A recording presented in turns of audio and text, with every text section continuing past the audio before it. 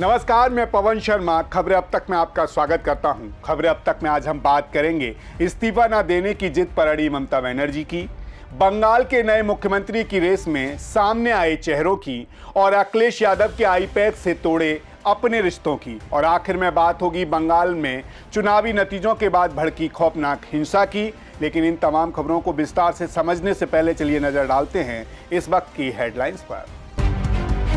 भारत और वियतनाम ने 13 समझौते पर किए हस्ताक्षर, साझा प्रेस कॉन्फ्रेंस में बोले पीएम मोदी। आईपैक से सपा ने तोड़ा नाता, बंगाल चुनाव में ममता की हार के बाद अखिलेश यादव का बड़ा फैसला। 9 मई को कोलकाता में बीजेपी का शपथ समारोह, ब्रिगेड ग्राउंड में होगा आयोजन। विजय ने सरकार बनाने का दावा पेश किया, कांग्रेस ने मिलाया हाथ। तमिलनाडु में डीएमके को दोहरा झटका, चुनाव हारने के बाद कांग्रेस ने तोड़ा नाता।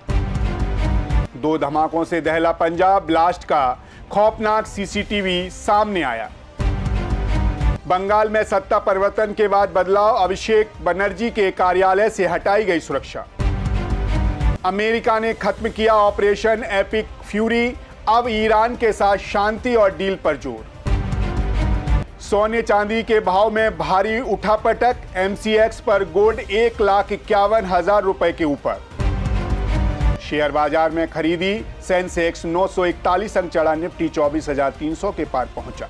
हेडलाइंस के बाद खबरें अब तक में एक बार फिर आपका स्वागत है। तो चलिए शुरू करते हैं खबरों का सिलसिला, और सबसे पहले बात करते हैं अपने पहले मुद्दे के बारे में। बंगाल की राजनीति में इस वक्त वो भूचाल आया है जिसकी कल्पना शायद ही भारतीय लोकतंत्र के इतिहास में किसी ने नहीं की थी। जी हां, 4 मई को चुनावी नतीजे आए। 15 साल का टीएमसी का साम्राज्य ताश के पत्तों की तरह ढह गया और बीजेपी ने 207 सीटें जीतकर प्रचंड परचम लहरा दी। वहीं ममता बनर्जी खुद अपनी पारंपरिक सीट भवानीपुर से चुनाव हार गईं। लोकतंत्र का नियम कहता है कि हार के बाद मुख्यमंत्री राजभवन जाता है, इस्तीफा सौंपता है और नई सरकार का रास्ता साफ करता है, जैसा केरल और तमिलनाडु में हार के बाद पिनराई विजयन और स्टालिन ने किया। लेकिन रुकिए, ये बंगाल है और यहाँ की दीदी का मिजाज थोड़ा अलग है।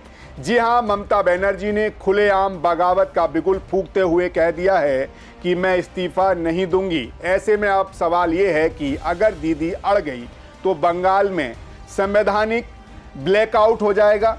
क्या कोई हारा हुआ मुख्यमंत्री जबरन कुर्सी पर बैठा रह सकता है?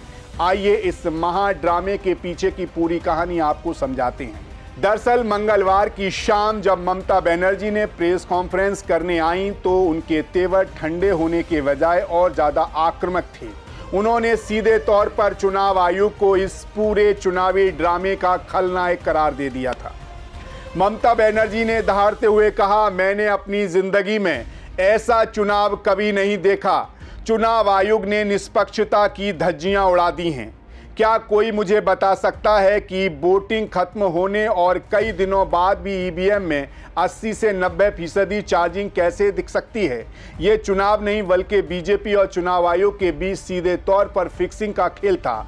सुनिए प्रेस वार्ता के दौरान ममता बनर्जी ने क्या कुछ कहा।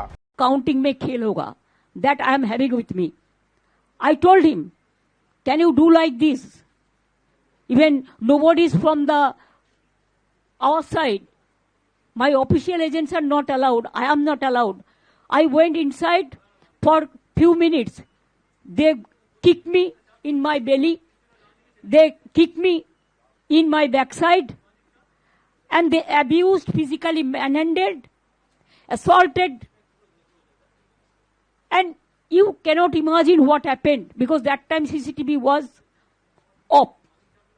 So far I know. I have seen the CCTV footage from inside the room.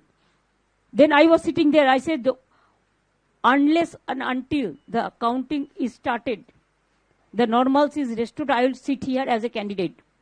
I have seen the data bank area. All the BJP candidate and with 200 goons, they are operating the data. Then they just thrust me, thrown me out from the counting station. धक्का देके देके मार के निकाला. As a woman, I feel it is not only the insultation. I am as a human being, how they misbehave with me. So I can guess the other candidates, how they are being tortured, and the workers. Party is solidly with them, and all the United India leadership, they are also together. We will bounce back, we will fight this battle. But whatever this government of India's direct interference and to control the autocrat system, to finish the democratic system, the brutal murder of democracy. In this line, they won in Maharashtra, in Bihar, in Haryana, and other states. They were not able to fight it out, but we fought it just like a tiger, and we will be fighting. All we are together. वहीं ममता दीदी ने आरोप लगाया कि SIR के नाम पर बंगाल के करीब 90 लाख वोटर्स के नाम वोटर लिस्ट से गायब कर दिए गए। जब टीएमसी कोर्ट गई तब जाकर बामुश्किल 32 लाख नाम वापस जोड़े गए। उन्होंने कहा कि चुनाव से ठीक 2 दिन पहले टीएमसी के नेताओं और कार्यकर्ताओं को गिरफ्तार किया गया। आईएएस और आईपीएस अधिकारियों का अंधाधुंध तबादला करके पूरी मशीनरी को हाईजैक कर लिया गया। इतना ही नहीं, ममता बनर्जी ने खुद के साथ हुई बदसलूकी का रोना रोते हुए भावुक कार्ड भी खेला। उन्होंने काउंटिंग सेंटर्स की जो कहानी बयां की वो होश उड़ाने वाली थी। ममता ने कहा, मैं खुद भवानीपुर के केंद्र की उम्मीदवार थी, लेकिन जब मैं अंदर जाना चाहती थी तो मुझे रोक दिया गया।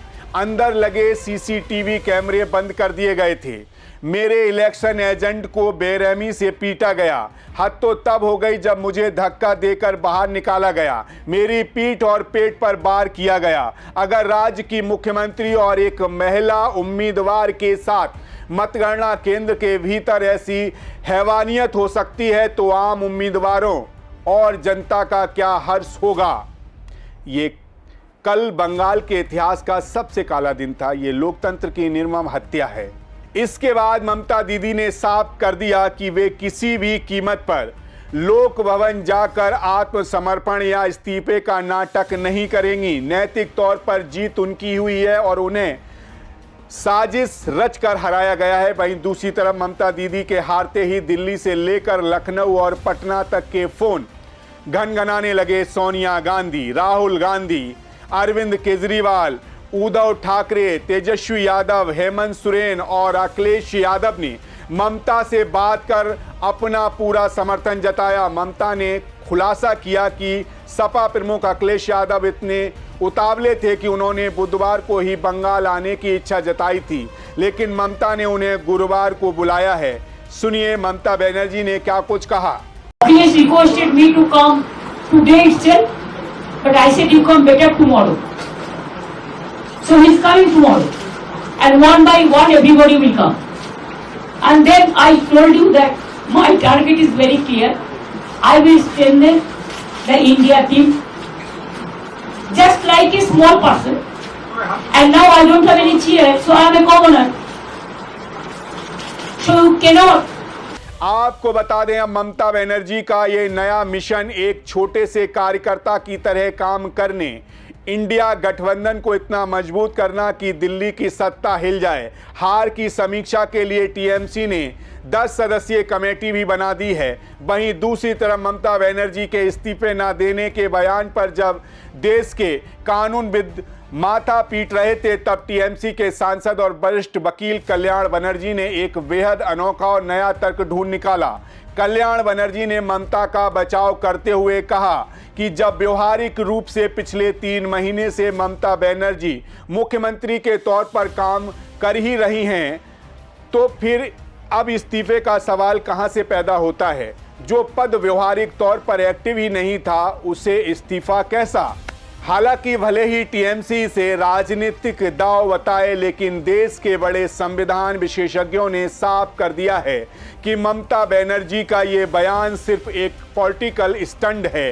कानून के सामने उनकी हैसियत शून्य है। जी हां, संविधान विशेषज्ञ ज्ञानंत सिंह का कहना है कि अनुच्छेद 164 के तहत मुख्यमंत्री और मंत्रिपरिषद तब तक ही अपने पद पर रह सकते हैं जब तक राज्यपाल की मर्जी हो, क्योंकि अब चुनाव नतीजे आ चुके हैं और टीएमसी बहुमत खो चुकी है, इसीलिए राज्यपाल के पास ममता बनर्जी को बर्खास्त करने का पूरा अधिकार है। वहीं यहां सुप्रीम कोर्ट का प्रसिद्ध एसआर बोमई केस का फ्लोर टेस्ट वाला नियम भी ममता को नहीं बचा पाएगा, क्योंकि यह नियम लागू विधानसभा के बीच में बहुमत खोने पर होता है। यहां तो पुरानी विधानसभा का कार्यकाल ही खत्म हो चुका है और नए चुनाव हो चुके हैं, इसीलिए बिना किसी फ्लोर टेस्ट के राज्यपाल सीधे एक्शन ले सकते हैं। आपको बता दें, इस पूरे सियासी घमासान के बीच बंगाल की जनता को इस बात से कोई फर्क नहीं पड़ रहा कि दीदी इस्तीफा दे रही हैं या नहीं,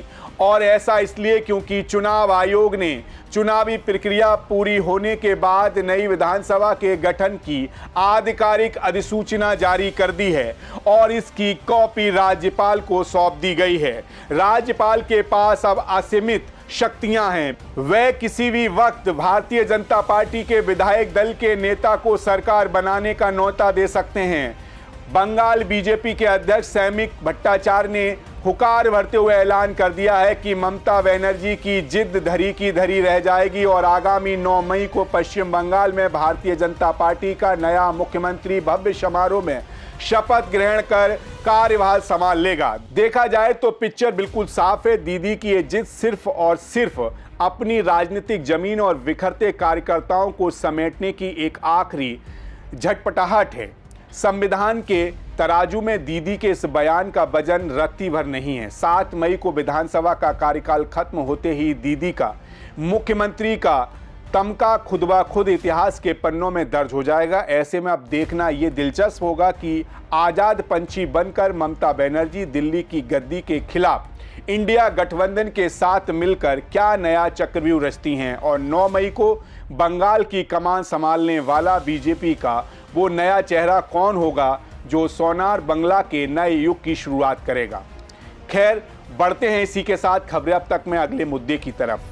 बंगाल की खाड़ी से उठा सियासी तूफान अब शांत हो चुका है, लेकिन कोलकाता के राजनीतिक गलियारों में असली महासंग्राम अब शुरू हुआ है। जी हां, 15 साल पुराना ममता बनर्जी का किला ढह चुका है। भारतीय जनता पार्टी ने 207 सीटें जीतकर बंगाल के इतिहास में पहली बार प्रचंड बहुमत का भगवा परचम लहरा दिया है। दीदी की विदाई तय हो चुकी है, लेकिन अब सबसे बड़ा सनसनीखेज और 10 करोड़ बंगालियों के जहन में गूंजता सवाल यह है कि आखिर कौन बनेगा बंगाल का नया मुख्यमंत्री, कौन बैठेगा उस कुर्सी पर जहां से बंगाल की तकदीर लिखी जाएगी। गृह मंत्री अमित शाह खुद पर्यवेक्षक बनकर कोलकाता पहुंच रहे हैं। सीएम की इस रेस में जमीनी टाइगर से लेकर भद्रलोक के प्रबुद्ध चेहरे और भगवा सन्यासी तक शामिल हैं। ऐसे में आइए आपको दिखाते हैं अमित शाह की उस गुप्त रणनीति की पूरी इनसाइड स्टोरी, जिसने बंगाल के सियासी हलकों में खलबली मचा दी है।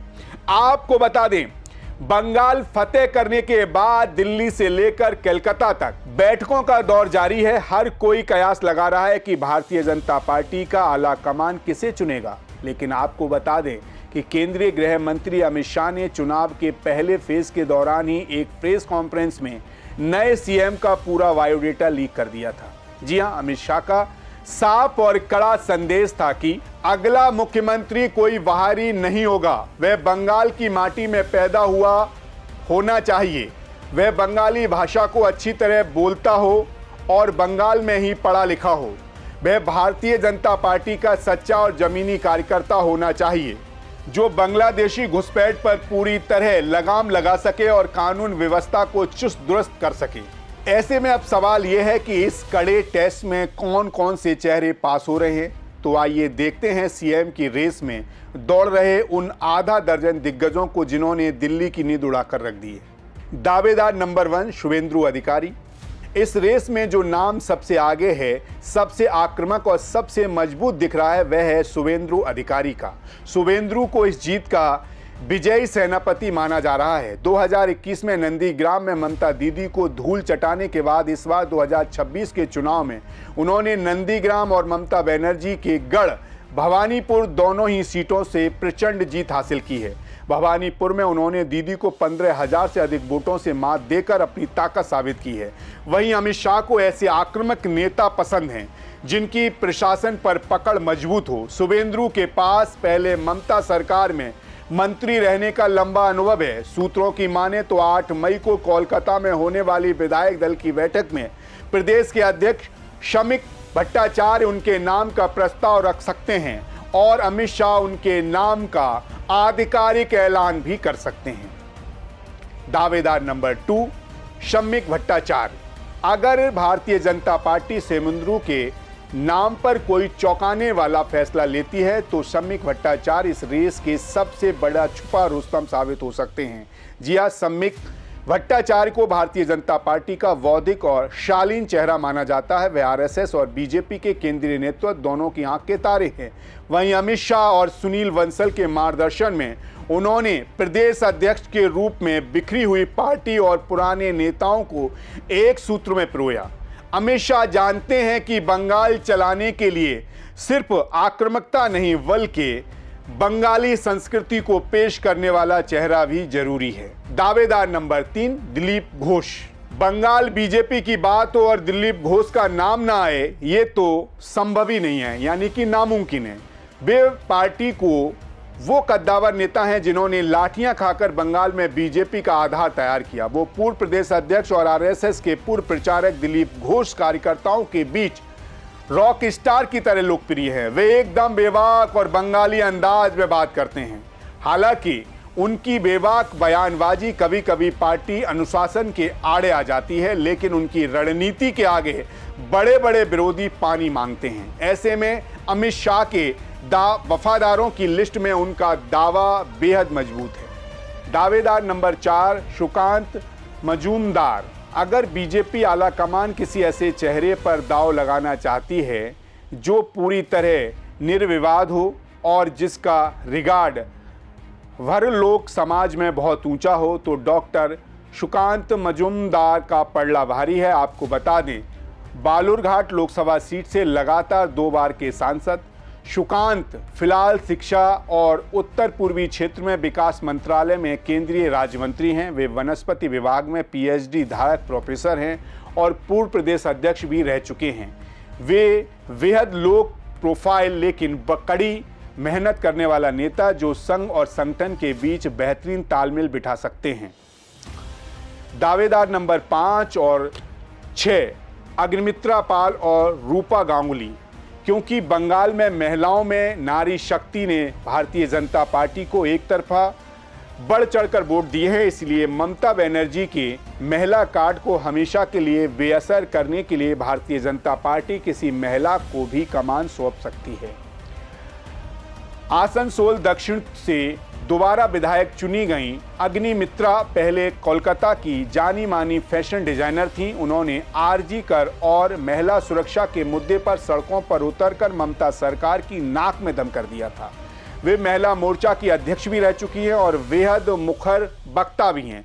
वहीं महाभारत की द्रौपदी के रूप में घर घर में पहचानी जाने वाली पूर्व राज्यसभा सांसद रूपा गांगुली इस बार सोनारपुर दक्षिण सीट से धमाकेदार जीत दर्ज की है। बंगाली और हिंदी सिनेमा का बड़ा चेहरा होने के कारण वे महिला मुख्यमंत्री की रेस में एक ग्लैमरस और मजबूत विकल्प हैं। जाहिर है, भारतीय जनता पार्टी जब भी मुख्यमंत्री चुनती है तो उसकी नज़र केवल एक राज्य पर नहीं बल्कि पूरे देश के सोशल इंजीनियरिंग पर होती है। वर्तमान में देश के 16 राज्यों में भारतीय जनता पार्टी और एनडीए की सरकार है। इन सरकारों में इस वक्त 5 ओबीसी और 4 ब्राह्मण मुख्यमंत्री सत्ता संभाल रहे हैं।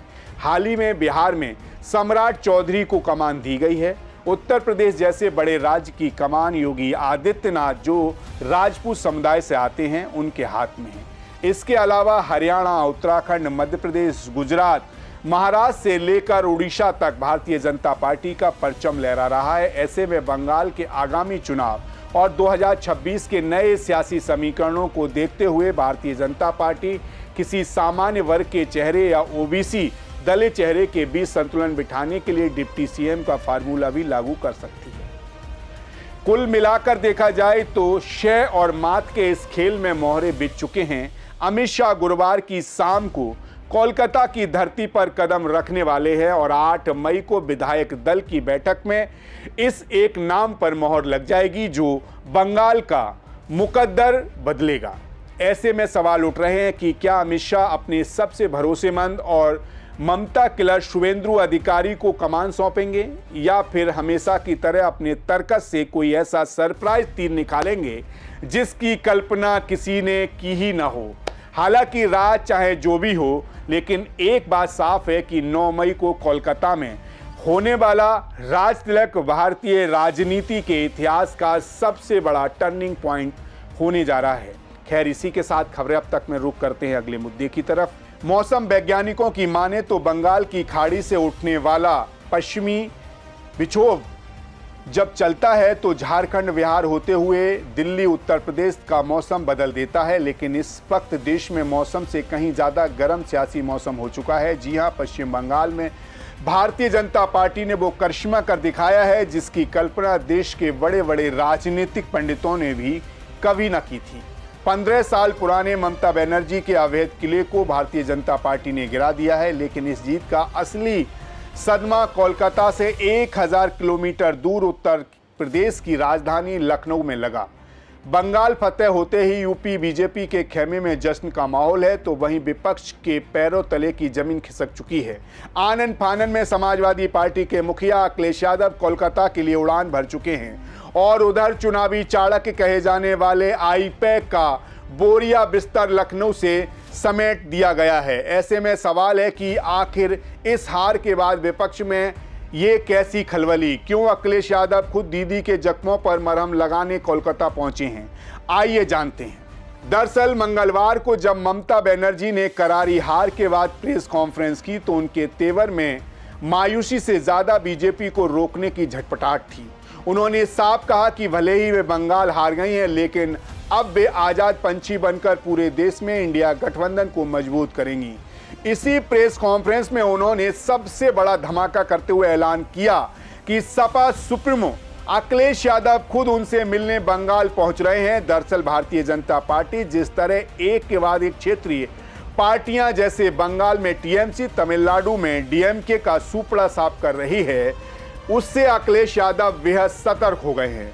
उन्हें समझ आ गया है कि अगर अभी भी एकजुट नहीं हुए तो 2027 में उत्तर प्रदेश की बारी आ सकती है। आपको बता दें 2023 की बेंगलुरु बैठक में नीतीश कुमार को मुखिया बनाने की मांग उठी थी, जो धरी की धरी रह गई। अब बंगाल की हार के बाद अखिलेश और ममता मिलकर इंडिया गठबंधन की कमान अपने हाथों में लेना चाहते हैं ताकि कांग्रेस के भरोसे रहने के बजाय खुद फ्रंट फुट पर खेल सके। अखिलेश और ममता की इस मुलाकात में 2027 के उत्तर प्रदेश विधानसभा चुनाव को लेकर अभी से रणनीति बनाने का मंथन होगा।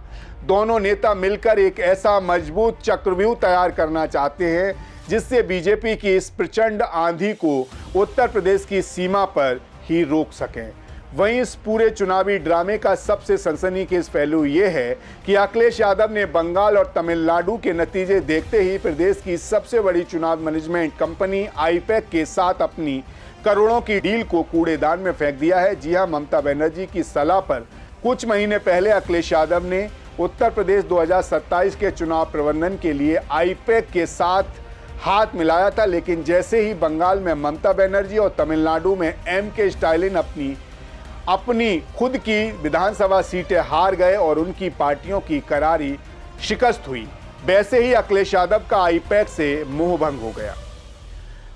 पार्टी सूत्रों के मुताबिक जिस दिन लखनऊ में समाजवादी पार्टी के दफ्तर में आईपैक की टीम अखिलेश यादव के सामने अपना भव्य डिजिटल प्रेजेंटेशन दे रही थी, ठीक उसी दिन कोलकाता में आईपैक के दफ्तरों पर ईडी के छापे पड़ रहे थे। ममता बनर्जी खुद आईपैक के दफ्तर पहुंच गई थी। प्रेजेंटेशन के दिन ही पड़े इस छापे और बाद में बंगाल कोलकाता तस्करी मामले में आईपैक के निर्देशक दिनेश चंदेल की गिरफ्तारी ने अखिलेश यादव का जायका खराब कर दिया। समाजवादी पार्टी को लगने लगा था कि ईडी के शिकंजे में फंसी कंपनी को साथ रखना कहीं भारी ना पड़ जाए, जिसके बाद आईपैक ने लखनऊ में अपना दफ्तर बंद कर दिया और करीब 30 से 40 कर्मचारियों को बाहर का रास्ता दिखा दिया। हालांकि चर्चा है कि आईपैक के ही कुछ पूर्व कर्मचारी एक नई फर्म बनाकर सपा की मदद कर सकते हैं, लेकिन अखिलेश अब बाहरी सलाहकारों पर आंख बंद करके भरोसा करने के मूड में नजर तो नहीं आते हैं। जाहिर है बंगाल की जीत ने लखनऊ में बैठी योगी आदित्यनाथ की सरकार और भारतीय जनता पार्टी के कार्यकर्ताओं में वो करंट दौड़ाया है जिसकी उन्हें सबसे ज्यादा जरूरत थी। केंद्र में 9 साल और उत्तर प्रदेश में 10 साल की सत्ता के बाद पार्टी कार्यकर्ताओं के भीतर एक दिलचस्प असंतोष और थकावट दिखने लगी है। 2024 के लोकसभा चुनाव में भारतीय जनता पार्टी को उत्तर प्रदेश में तगड़ा झटका लगा था, जहां एनडीए सिर्फ 36 सीटों पर सिमट गया था और बीजेपी महज 33 सीट पाई थी। उत्तर प्रदेश के नेता मान रहे हैं कि अगर बंगाल में ममता दोबारा जीत जाती तो उत्तर प्रदेश में विपक्ष के हौसले सातवें आसमान पर होता और बीजेपी बैकफुट पर आ जाती। लेकिन अब सब पासा पूरी तरह पलट चुका है।